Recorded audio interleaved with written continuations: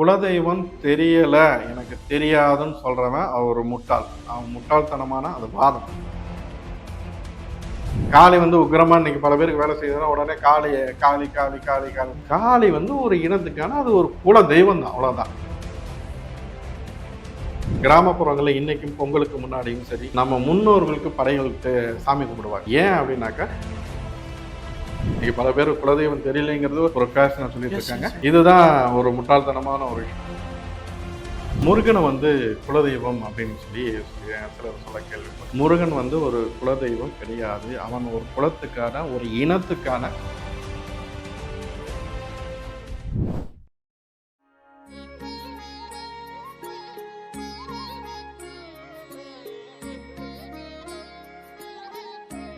Sri வராய் TV நேயர்கள் அனைவருக்கும் வணக்கம். நான் உங்க ஜித்து. இன்னைக்கு நம்ம கூட இருக்கக்கூடிய ஸ்பெஷல் கெஸ்ட் யாரு அப்படின்னா மறைமொழியாளர் வராகி சித்தர் இருக்காரு. வணக்கம் சார். அண்மை நாடு அனைத்து நண்பர்களுக்கும் வராகி வணக்கம். சார், நீங்க பேசும்போது சொல்லியிருந்தீங்க குலதெய்வ வழிபாடு இந்த அமாவாசை எப்ப பண்ணா சிறப்பு அப்படின்னு. இப்போ பாத்தீங்க அப்படின்னா நமக்கு 1000 இஷ்ட தெய்வங்கள் இருக்கலாம். ஆனா குலதெய்வத்தை கும்பிடாதவன் எவ்வளோ இஷ்ட தெய்வங்கள் போனாலும் சரி வராது அப்படின்னு நான் ஒரு பேட்டியில பார்த்தேன். ஒருத்தர் சொல்லி கேட்டேன், அது உண்மையா? அப்படி உண்மையா இருக்கும் பட்சத்துல நிறைய பேருக்கு குழப்பம் இருக்கு. இப்ப எனக்கு ஐயனாரு, உங்களுக்கு கருப்பணசாமி, இந்த மாதிரி வெவ்வேறு விதமான குலதெய்வங்கள் இருக்கு அப்படின்னு மாதிரி. உண்மையுமே குலதெய்வங்கள்னா யாரு? உண்மையான குலதெய்வம்னா என்ன? இப்போ குலதெய்வம்னோடனே குலதெய்வம்னா நம்ம புராணங்கள்ல வர அந்த கத்தி கபலாவை எடுத்துக்கிட்டு நம்ம இருக்கிற அந்த சாமி தான் நம்மளோட குலதெய்வம். இன்னும் ஒரு சிலர் என்ன நினைக்கிறாங்கன்னா, பெருமாள் என்னோட குலதெய்வம், விநாயகர் என்னோட குலதெய்வம், சிவன் என்னோட குலதெய்வம் அப்படிங்கிற மாதிரி இப்போ பெருந்திங்கா தேவி என்னோட குலதெய்வம் அப்படின்னு சொல்றாங்க. குலதெய்வங்கிற ஒரு கான்செப்டே இங்க தவறா புரிதலுக்கு உட்பட்டு. இப்போ குலதெய்வம்னா இவங்கெல்லாம் குலதெய்வம்னா இவங்கெல்லாம் குலதெய்வமே கிடையாது. இன்னொன்று என்னன்னா முருகனை குலதெய்வம் அப்படின்னு சொல்லி சிலர் சொல்ல கேள்விப்பட்டிருக்கோம். முருகன் ஒரு குலதெய்வம் கிடையாது. அவன் ஒரு குலத்துக்கான ஒரு இனத்துக்கான தலைவன். நீங்க பொதுவா பார்த்தீங்கன்னாவே முருகனை ஒரு கடவுளுங்கிறத நீங்க அந்த கான்செப்ட்லேருந்தே வரலாம். அவர் ஒரு இனத்துக்கான ஒரு தலைவன். சரிங்களா? ஒரு அதாவது நம்ம ஆதி மாந்தர் எப்படி வாழ்ந்தா? அந்த ஒரு இனமோ ஒரு குழுக்களா தான் வாழ்ந்தான். அந்த குழுக்களுக்கான ஒரு தலைவன் ஒருத்தன் இருப்பானே, அந்த மாதிரி தான் இந்த ஒரு குறிஞ்சி நிலத்தின் அதிபதி யாரு? இந்த ஒரு தமிழ் இனத்துக்கான தலைவன் யாருன்னு பார்த்தாக்கா, அவன் நம்ம செய்யோன் முருகன். வேலன் தான். அவனோட பேரே வேலன் தான். இப்போ அவரை அவர் ஒரு இனத்துக்கான தலைவன். அவ்வளவுதான். அந்த அடையாளம் தான் அவர் இந்த தமிழ் குடிக்கான மூத்த தலைவன்.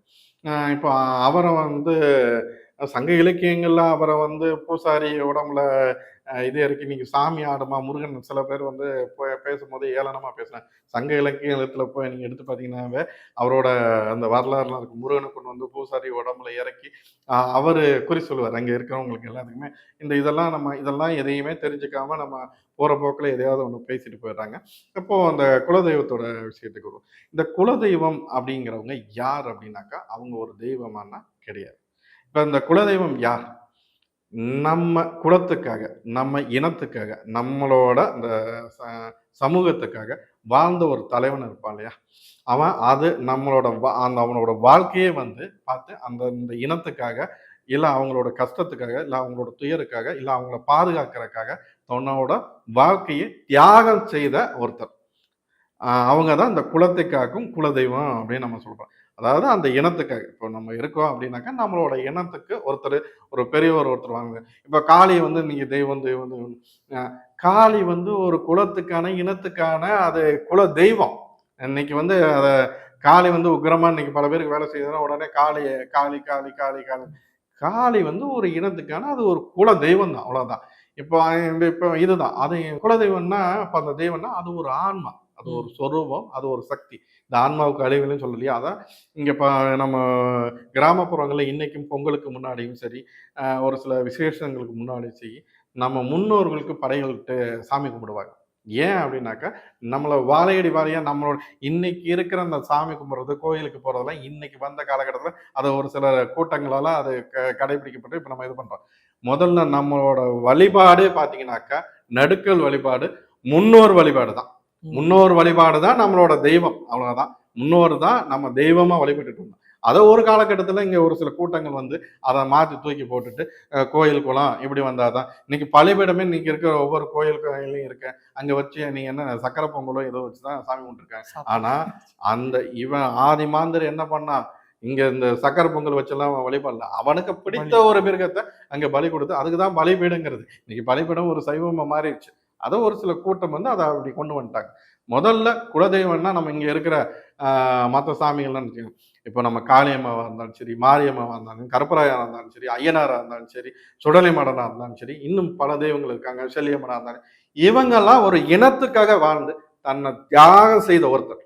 அந்த அவங்களுக்காக அவங்கள தான் நம்மளோட இனத்தை நம்ம காக்கணும்னு சொல்லி தான் அவங்க முன்னோர் வழிபாடு தான் நம்ம இன்னைக்கு குலதெய்வம் குலதெய்வம் குலதெய்வம்னு நம்ம சொல்லிட்டு இருக்கோம். இந்த நீங்க இங்க புராணங்கள்ல வர மாதிரியான தெய்வங்கள் அவங்க கிடையாது. இதுல ஒரு சிலர் போற போக்கில் என்ன சொல்லலாம், அவங்க எல்லாம் சிறு தெய்வம். அந்த சிறு தெய்வங்களோட அனுகிரகம் இருந்தா தான் நீ எந்த தெய்வமா இருந்தாலும் அதோட அனுகிரகம் கிடைக்கும்.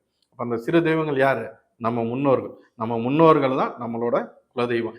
இந்த சமயமே, அதாவது நம்ம தமிழ் சமயமும் சரி, சைனா அங்கேயும் சரி, இவங்கெல்லாம் வந்து இன்னும் பல இடத்துல முன்னோர் வழிபாடு தான் கடவுள் வழிபாடா இருந்தோம். முதல்ல அவன் ஆதி மாந்திரம் அதை தான் செஞ்சுட்டு இருந்தான். அதை விட்டுட்டு நம்ம குலதெய்வம் குலதெய்வம் நம்ம எங்கேயோ தேடி ஓடிட்டு நம்ம இருக்கிற ஒவ்வொருத்தருக்கும் அந்த அவங்களோட குலதெய்வத்துக்கு பின்னாடி ஒரு வரலாறு. அதை முதல்ல உங்க குலதெய்வத்தோட வரலாறு. இன்னைக்கு பல பேர் குலதெய்வம் தெரியலைங்கிறது ஒரு ஃபேஷனை சொல்லிட்டு இருக்காங்க. இதுதான் ஒரு முட்டாள்தனமான ஒரு விஷயம்.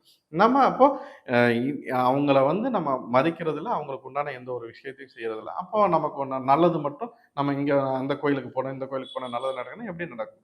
ஏற்கனவே மதிக்க வேண்டியவங்களை நீங்க மதிங்க. இல்லை அவங்களுக்கு உண்டானதை செய்யுங்க. உங்க வாழ்க்கை சிறப்பா இருக்கும்.